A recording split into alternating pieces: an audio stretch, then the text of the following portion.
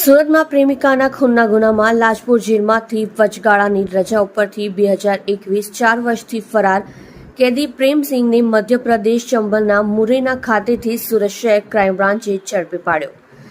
Surat police commissioner દ્વારા જેલમાંથી parole પર રજા લઈ ફરાર થઈ ગયેલ કેદીઓને પકડી પાડવા ક્રાઇમ બ્રાન્ચને સૂચના આપવામાં આવી હતી.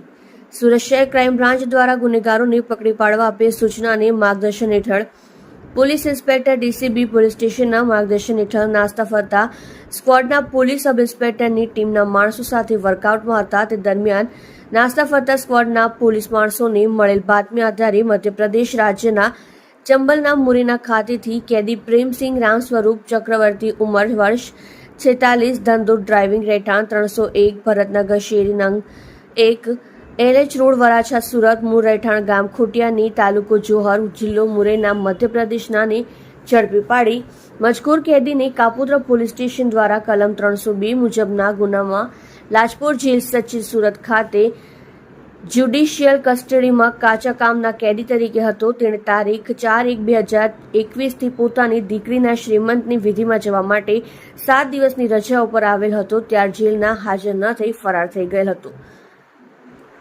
આરોપી સુરત શહેરમાં કાપોદ્રા વિસ્તારમાં રહી છૂટક મજૂરી કામ કરતો હતો. તે વખતે તેની પ્રેમિકાએ તેને પોતાના ઘરે આવવાની ના પાડેલ હતી, જેથી આરોપી એકદમ ઉશ્કેરાઈ જઈ તારીખ 27/8/2018 રોજ બપોરના 1:30 વાગે કાપોદ્રા નાના વરાછા સિદ્ધિવિનાયક એપાર્ટમેન્ટમાં રહેતી તેની પ્રેમિકાના ઘરે જઈ તેણીની સાથે બોલાચાલી કરી મારઝૂડ કરી માર્બલનો પથ્થરના ટુકડા વડે માથાના જીવલેણ ઘા મારી સ્થળ ઉપર ખૂનનો ગુનો આચરેલ હતો. જે લાજપોર જેલમાંથી રજા ઉપર બહાર આવી ફરાર થઈ ગયેલ હોય તેના વિશે ખાનગી બાતમીદાર થકી માહિતી મેળવી મધ્યપ્રદેશ મુરૈના ખાતેથી સુરત શહેર ક્રાઇમ બ્રાન્ચે ઝડપી પાડી લાજપોર જેલ મોકલવાની કાર્યવાહી હાથ ધરી.